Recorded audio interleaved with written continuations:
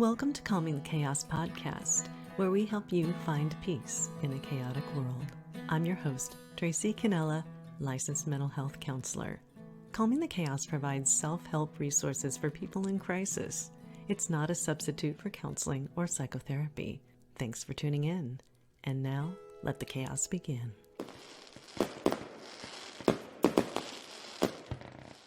And what could be more chaotic than the emotion of love? And this is why I am devoting Calming the Chaos podcast February to the topic of love, romance, and relationships. So isn't this going to be fun? And when I think about love and relationships, I often think about the problems that occur because, of course, I'm a therapist, right? One of the main problems that happens in relationships and just can mess up all kinds of life domains, cause anxiety, depression, is jealousy. And so today we have with us Shanenn Bryant, who is a relationship coach and an expert in jealousy. She actually talks about jealousy. She's been on a lot of podcasts. She's got a podcast of her own. And I'm just so lucky to have her here with me today to kick off February and the Love Month, which should have a lot of surprises for you. So please continue to tune in to my YouTube channel, especially because there's going to be some interesting videos. I'd just like to welcome Shanenn Bryant to Calming the Chaos podcast. Hi, Tracy. Thanks for having me.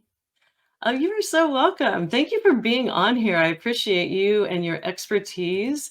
And I know that you have been around the block a time or two because I've seen some of your YouTube videos, interviews with other podcasters, and you've been absolutely fantastic. And it's just been a joy to listen to you. So it's going to be great to have our own little thing here for February Love Month. So let's hear a little bit about you, what you do, and get into the topic of jealousy. Yeah, what a juicy topic, huh? Especially for when we talk about love, like you said, there are things that come along with love and relationships, and sometimes those aren't always pleasant things. So I am a relationship jealousy expert, I guess you could say. And it was really one of the topics I kind of stumbled on. I never thought I would be helping other people overcome jealousy. You know, you talk about chaos and a chaotic world. I grew up in a very chaotic environment. My father was an alcoholic. And at the age of 12, my parents divorced and he was still drinking. And I told him, as long as you're drinking, I don't want to have anything to do with you. And he took that to heart. And I didn't speak to him again until I was 25, and then not again until just these last 3 years, which unfortunately were also the last 3 years of his life. So we were able to build a beautiful relationship at the end, but it certainly, growing up in that type of environment and that type of chaos, caused a lot of issues. A big one for me was jealousy in relationships. And so I spent decades either in a relationship that wasn't good for me, staying too long in a relationship that wasn't good, or ruining relationships with potentially fine people. And so I spent decades really suffering from that. And I started to talk and tell my story at an ACA group, and all of these hands went up. I'm like, oh my gosh, I cannot believe you're talking about this. I thought I was the only one. I thought I was the only one that had those types of thoughts. And so I knew that that was something that I needed to talk about. And I started the podcast, and here we are today and helping other people so that they don't spend decades going through this. Exactly. Wow. And how young were you when you broke ties with your dad?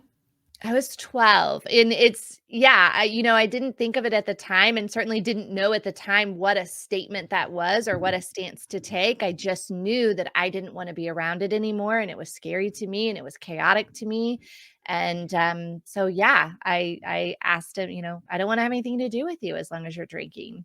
Um, I didn't know he'd take it to heart, which of course caused abandonment issues with me. And the big story that I've been running and telling myself the entire time was, well, if my own father doesn't love me, then why would anyone else?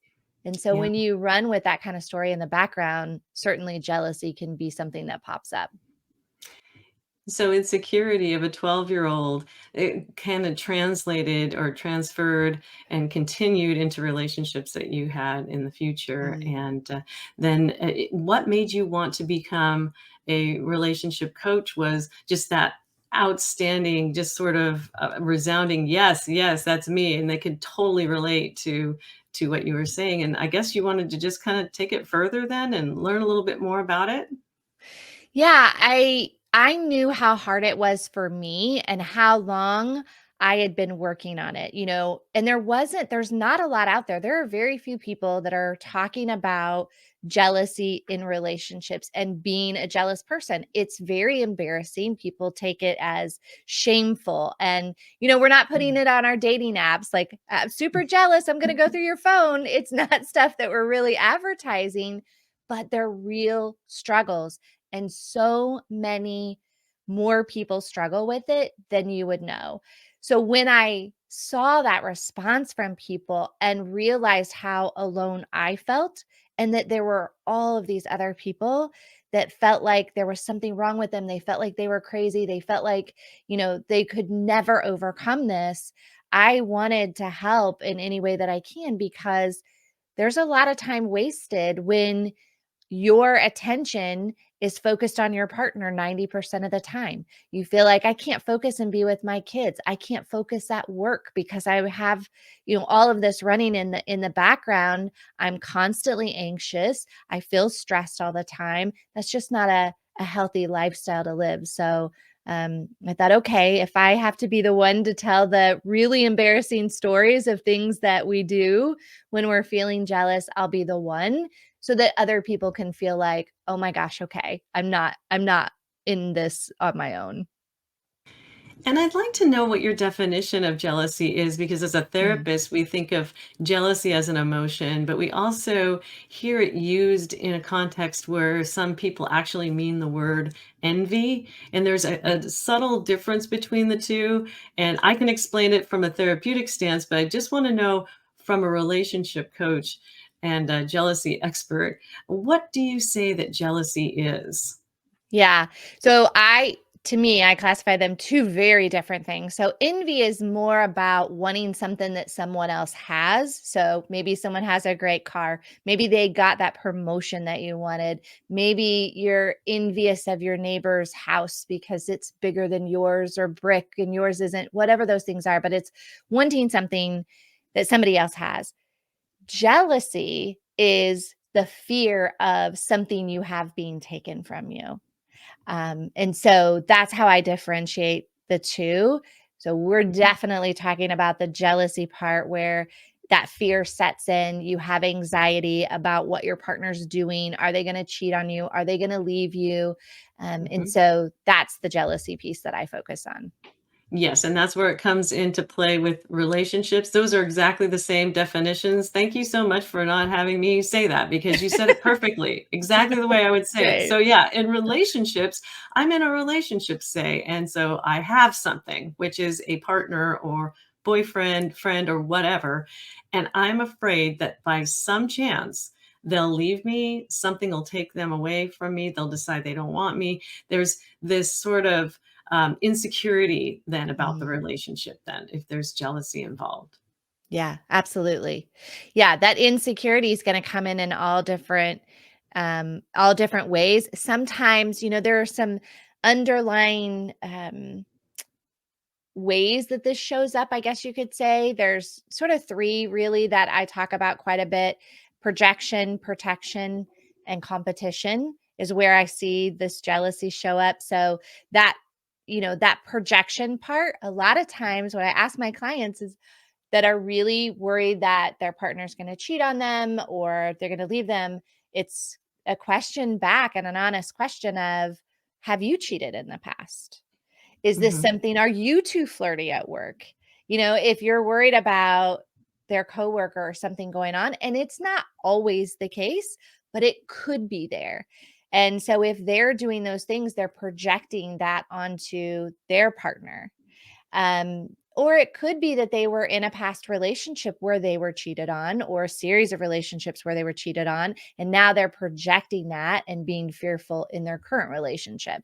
So that's projection. And then, of course, protection. If we are cheated on, or something happens, or someone leaves us that we were really in love with, that's hard. It's hard to do. And we don't like the feeling. We don't want that feeling. And so it may be one of those where it really clicks in your head, like, I'm going to do whatever I have to do to protect myself moving forward. So those are Yeah, the two main ones. yeah, and that could go to extreme measures, right? Like checking somebody's email, having their Facebook password, checking their phones. Yeah. I'm going to do what I can do because I don't want that to happen again. It hurt really bad, and I want to protect myself in the Absolutely. future. Yeah. And what was the third one?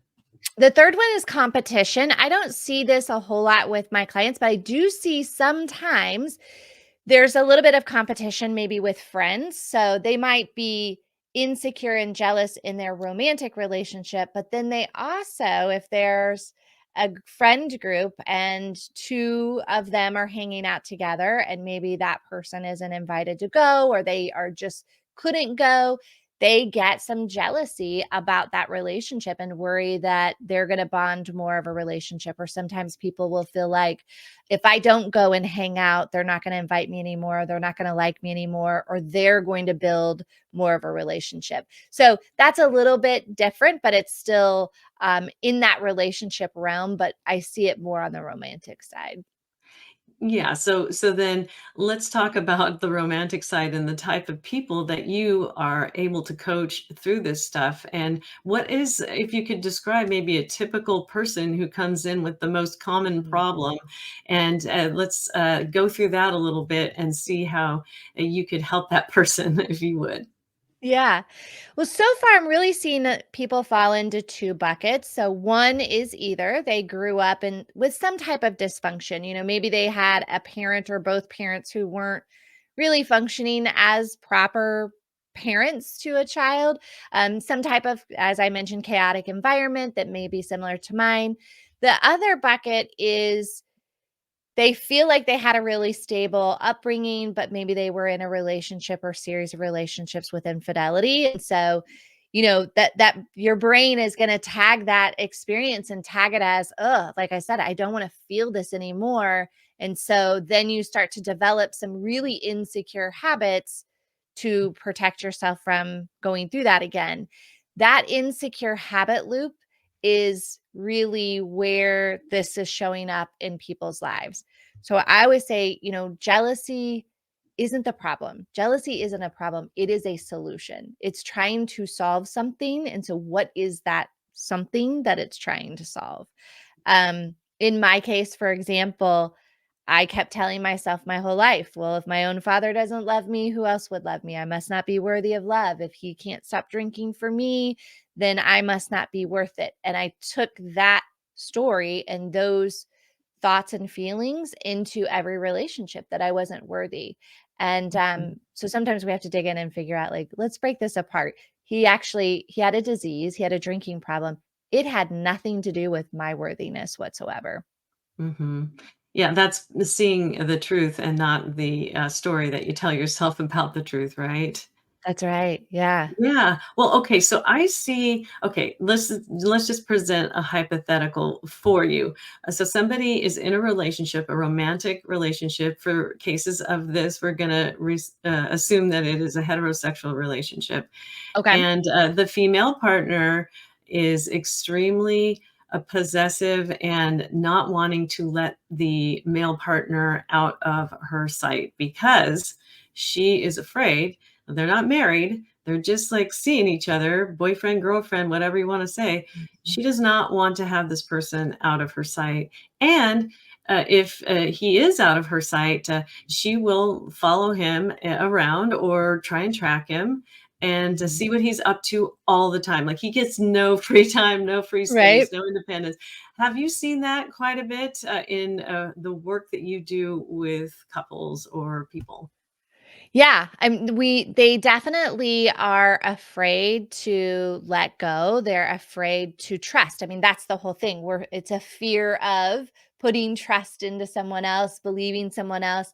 It is this constant sort of mission to prove fidelity, and we can't prove fidelity. So when we get in those loops of, I'm looking at their phone, these are some big ones that I see in relationships. They're looking through their phone, so they're reading their text messages, they're going through their emails, they're looking on social media to see who liked what post and who is this person. Um, Even looking up their coworkers on LinkedIn, those types of things to see what they look like. So those are the norm for someone that I work with that has this extreme jealousy. And so we really start to work first on, what they think, do, and say.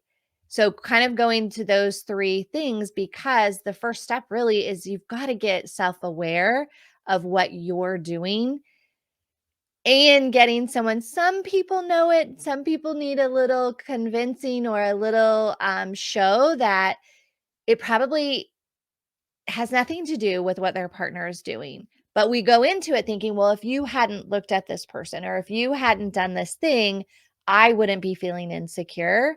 When Mhm. really it's a you thing, and that's the first realization. Like, you can take the partner completely out, because here's the thing, no one knows if that person's going to cheat on you or not. We don't know. We don't know if they're going to leave. That's not the real question. It's, why are you so obsessed with being afraid of that? Like, why do you have this huge fear of that that's running your life? So that's the first place I would start with that couple. Right. Trying to pin down what is the fear, right? Yeah. And I guess it's different for everybody in your experience, working in this area? Yeah, I mean, there can be a lot of different things. What I've seen most is sort of the stories that they bring with them that then translates into these insecure habits. So, for example, I had one client who, grew up a long time ago. The workforce was very different. Men and women were really getting used to working together, and in her experience, the men that she worked with when she was young, they were slapping behinds and saying lewd comments to the females. And so she just took that with her and interpreted it as all men behave that way to women at work. So when her husband ran a big team, it was really hard for her to not think that he was operating and doing those things with his female coworkers. So Wow. yeah, lots of different, so it's really the differences of the stories that create that.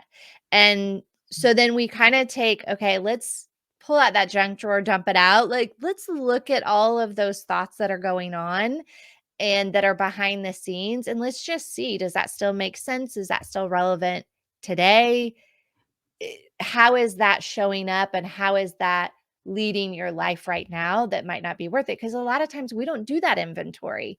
Mhm. We have these thoughts and these stories that we just hang on to forever, and we very rarely inventory that. Right, and get to the truth instead of the stories. Yeah, Okay, so exactly. let me paint you another scenario. Okay. We're in a partnered relationship. Maybe we're married, maybe we're not, but we're partnered again, male and female, and there has been infidelity. Let's just say Mhm. I'm a man, and my female partner, yeah, she cheated on me, and I found out.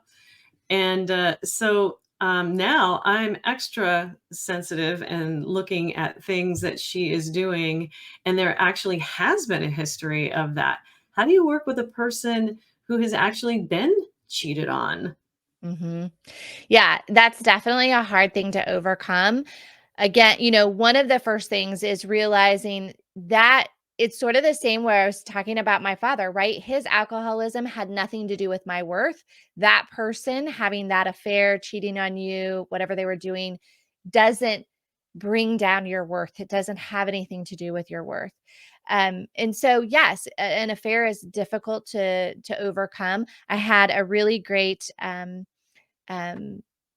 psychologist on my podcast named Dr. Ruth Ann Harper. And she talks about how in those types of scenarios, it's really important for the offender to really kind of go through in their mind and settle in on, here is the full information story that I'm going to give to the other person, and how that's important, because if you're someone who's experienced that, if my spouse were to cheat on me and I get these tidbits here and there because I'm asking questions, asking questions, asking questions, and then I'm digging deeper, and they're giving me little tidbits, or they're holding out tidbits for a while and then they tell me, it's just that repeat of going through that trauma each time. So for both of them, I would say to the person that was cheated on, you may think I want to know I want to ask all a million questions, but in some ways it's maybe best to give the partner time to, like, okay, let me kind of get up the courage to tell you the important parts of what needs to be, told. The other part for the person who was cheated on is there is some stuff that you think you want to know, but you probably really don't want to know. You know, is their name important? Are there things that are Mhm. just always going to be that constant reminder for you later on that are just going to re-trigger that for you? So it's really walking that fine balance of, like, what information do you need to know, and then what is too much? And you probably have way more experience in that situation, in those experiences than I do, but that's my thought process on that. Right, and I appreciate that for sure, and yeah, well, I'm pretty much right on track with you, so, we're jiving so far. This is what I would be doing as well, and not like I'm, an expert on this, although it does present itself.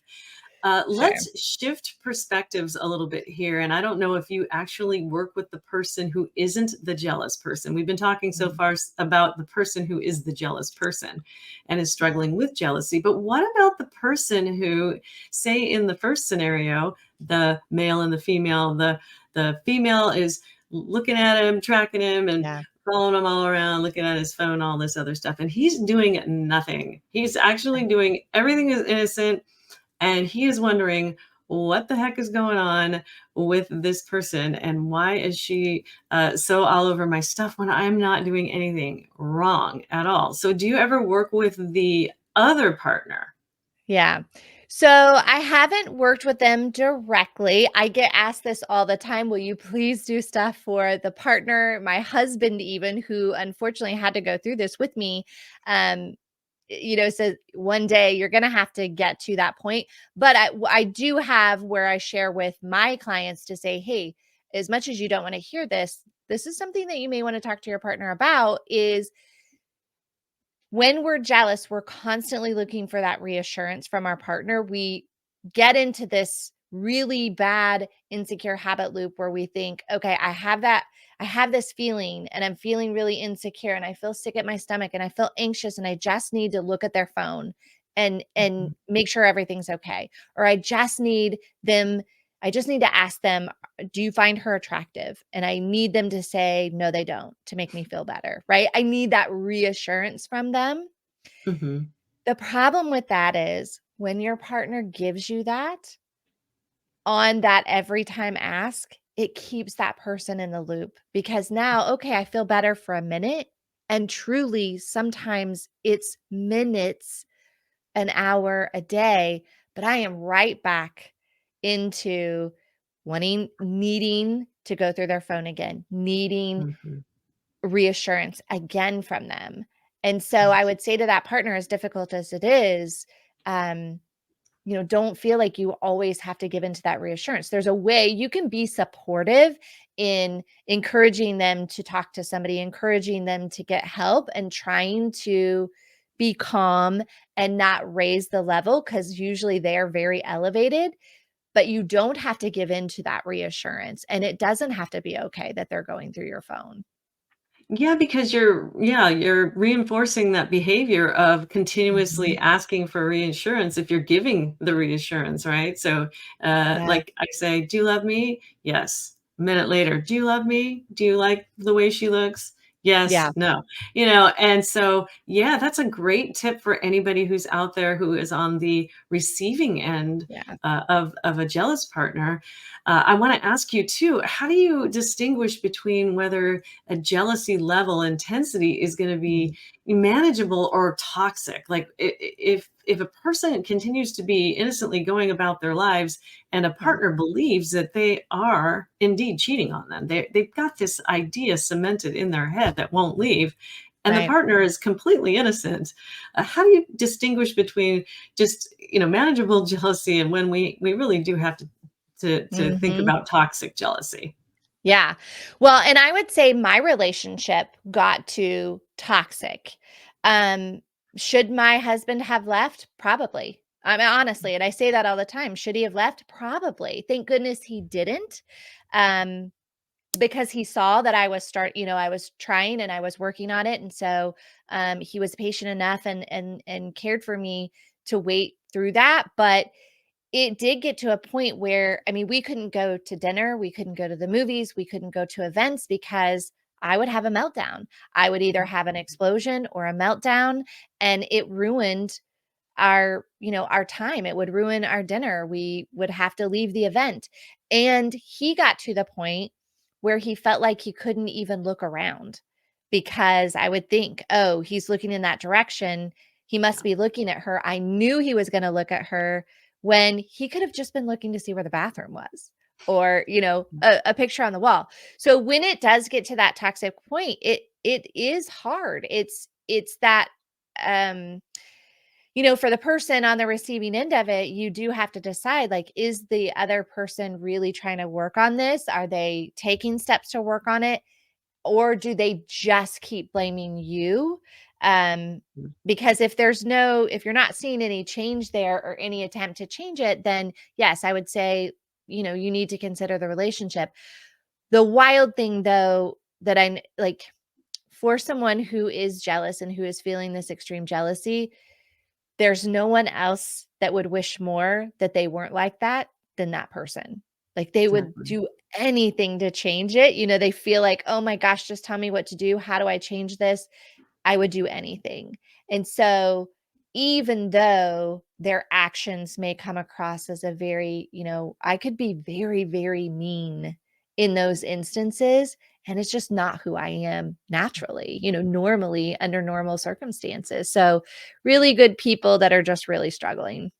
Exactly, and they do want the partner to believe that they are not doing anything wrong, and yet you can't. It's really difficult to try and change somebody's beliefs, but that's what we do in therapy. So a Yeah. therapist would definitely be a recommendation for somebody, or couples therapy. I would say in the second situation, I have that a lot when Yes. a couple actually has gone through infidelity, and either one or both of them will come into the office. We'll unpack the parts of the story. We'll help the person to understand why it happened, the context, how it happened, um, and then really gauge the person who is the offending partner, as you say, their intentions going forward with that other person or with people in the future, and boundaries that a person wants to set that are fair to both parties. Mhm. And that's what happens in the couples counseling realm for people who are on they're jealous because their partner actually has cheated on them. Right. And it's fascinating to be able to go through and say, well, I don't know if this couple is going to make it or not, or if they're going to stay together or break up, but I do know this is that through the process we're going to gain some clarity either way. Yeah, yeah. I Mhm. joke about this because my husband and I actually got kicked out of therapy. So, Did you? we we did. We got asked kindly not to come, that we had maxed out her expertise in Oh, that I way. hope. Yeah, yeah. Which, looking back, I joke about it, but looking back, it was a really great thing, that she did. And because I was stuck and I think that's why therapists are so great, especially for couples, because when you're doing it at home, it's like I'm defending my stance and you're defending your stance. And so there's no, with a therapist, there's ways that they can work their magic to pull different things out of each side. And I was stuck in I'm not changing my mind, just, you know, this is how I feel and I know what I saw. And, that sort of thing where I was just kind of staying in this loop. And it's like, okay, well, unless you're willing to take some action here, we can't go further.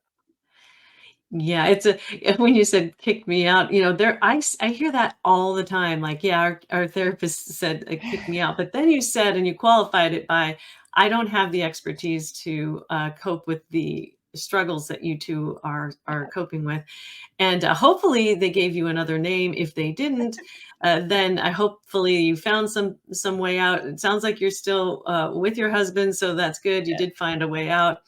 And so Yeah. I'm really happy about that. So, let me just go ahead and show you some of the things, some of the great things, that Shannon's doing here and in the world, right? So, we're gonna go ahead and put your website, which is not Top Shelf, it is Yep. topself.com, and that is, Shannon's website. Let's go ahead and, share the screen here and take a little trip over to your website if we can and see, Mm. what you are doing. So here is the front page of the website. And so, Shannon, tell us a little bit about your good stuff and what you do. Mhm. So I offer one-on-one coaching. I also have a group coaching program that I just love. I think it's phenomenal. And the people that go through it just love the group setting because they feel like, oh, I finally have other people that I can talk to. I keep the group small. It's called Trust Building Boot Camp. And so we have another one coming up in February. And so, but that's a really great because people make connections. It's so funny because the first like week or two, and you probably experience this even in therapy, but the first week or two, they're really reluctant to share and to talk, but then by week 3, they're really opening up and they don't want the program to end. So, those are a few things that I have happening. I've got the podcast, of course, that's also called Top Self. And so people can get information on the podcast. I have a lot of great guests on the podcast. I do solo episodes as well. There's some free PDFs on my website, the 5 must-haves to overcome jealousy, some characteristics of a healthy relationship. So just some other things that you can grab from my website as well. Yeah, I think one of the really cool things I appreciated is that you have everything on your website and everything's on there. So all you have to do really is go to that link that's on there, topself.com, and you'll Yeah. see that you've got some free stuff. And it looks like you've also got this Facebook group. Let me see if I can Mm, switch here. You mentioned your podcast. Let's see if it'll yeah. actually switch the screen here. Looks like it did.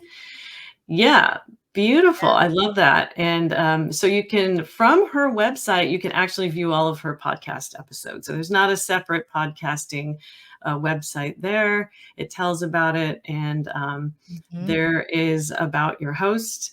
And this is a cool thing that I saw. I thought was really super neat, and wonder how you thought of this, but be part of the show, and you can actually tell about your favorite episode, record a message, for Shannon. What made you Yeah. think of that? That is just super cool.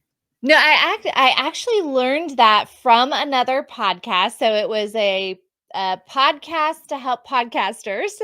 And it was like, "Hey, do this," because people love to do that. And so they can go on and literally just click the button on my website and they can just leave a short message about one of their favorite episodes or a part of the episode that they really liked or that really hit home with them. And then I can include that in the show. So, Awesome. Yeah. yeah.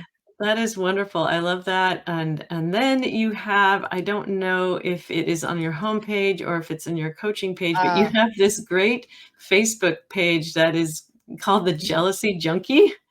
yes. So, the Facebook group, it's a private Facebook group that, you can, sign up to join. It's called Jealousy Junkies.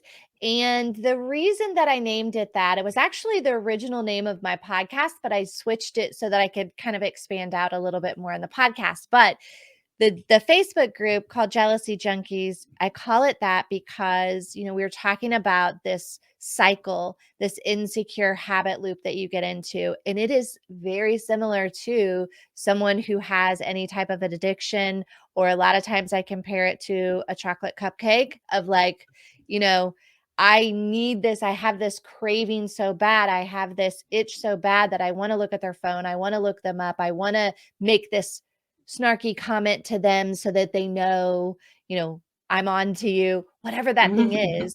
But it's that same feeling or that urge that you get when, for someone who, has the sugar addiction and really wants the cupcake or the alcohol or the drug, whatever that is, and then you get it, and then it soothes you for a minute, and then you go into feeling bad, right? I feel bad that I looked at their phone. I feel bad that we got into an argument. I feel bad that I made that comment because now we're arguing. It's the same thing. So now I feel bad, but then guess what? Pretty soon I'm getting that urge again. And so that's why I called it that, because it's very similar. An addiction, Yeah. right? An Yeah. addiction. Yeah. Yeah, so all you have to really do is go if you don't wanna copy that big ol' long link, all you have to do is go on Facebook and type in, "jealousy junkie," and you'll find, Shannen's group there if you're interested, to join it. Shannen is also on Instagram at Top Self Coach, so go ahead and find her on Instagram as well, and then, as I said before, if you go onto YouTube and type in Shannen's name, you'll find that she has done a lot of video podcasts with a lot of other podcasters that have been absolutely amazing. And so I'm just going to go ahead and share the last screen that I wanted to share is the coaching part of your website, which I kind of thumbed through before, but I wanted you to tell us a little bit about what do people want to do if they want to get into coaching with you? hmm So I do offer anyone a free discovery call. And so maybe I can send you that link and maybe you can put that in there as well. But, or you just go on the website, you'll be able to connect with me that way. But in the discovery call, we just kind of talk about what's going on. Why are you reaching out now? We kind of do an assessment on not just where are you in your relationship, but other parts of your life, and we'll talk through that and then decide really what the best track for you. Is it one-on-one coaching? Some people prefer that because they don't want other people, hearing their relationship issues. Or do you want coaching, group coaching, and want to be with other people and be able to have that support? And so Mhm. we talk through different ways that I can support them. So on my website, you'll see a link to book your free call. Yeah. And I usually give you some takeaways on that call to start working on that self-discovery or uh, sort of self-assessment of things that you're doing. Yeah, it's right under the 2 icons for the group coaching and the one-on-one coaching, and then so it's right underneath there, book your free call today. I love that little, that button, it says, "I'm miserable, book now." It is free, love it, just go ahead and click on that link, and then there's that free resource, along, I think, with the homepage, it also has some resources, the 5 must-haves to overcome, jealousy that, Shannen has, to offer us, so Yep. in parting, are there any other tips, tools, or techniques that you'd like to share with our audience about jealousy, overcoming jealousy, just anything that maybe you haven't already mentioned in the podcast? It's been Yeah. a delight to have you here. It's been so fun. Thank you so much. No, I just would, want to say don't give up. As a lot of times I think, we go, oh, I'm doing really well for a few days. And then you have a slide back and you start feeling really bad. And so, what I share a lot of times with my one-on-one clients is, there's the trigger that happened, whatever it was that made you upset, the trigger that happened, and then a gap, and then your response. And so what we want to do is lengthen the gap between the trigger and the response to give you time to kind of cool down, calm down. We talk about self-regulation recipes for that. And then shorten the time of repair between you and your partner. So, okay, you had the blow up, but let's not be miserable about it for 2 days. Maybe they're not talking to you, that's okay. Let's shorten that repair though. Let's shorten that repair time. So, lengthen the gap between trigger and response and shorten the repair time. But just know you're not alone. You're not by yourself. There are many others that are experiencing this, and so there are ways to make it better. Exactly, and if you want the support of a community and a Facebook group, then you got one there, and you just have to Yeah. look up Jealousy Junkie and check out the podcast, check out the website, topself.com, and this has been great. Shanenn Bryant, here you are, and thank you so much for being on Calming the Chaos podcast today. I appreciated you and all of the words of wisdom that you have for my audience. I'm sure that people will appreciate that. Thanks so much, Tracy. I loved being here. All righty, you take care. Thanks. You too. Thanks for listening to Calming the Chaos podcast. If you found this podcast interesting or helpful, please like, subscribe, and share it with your friends.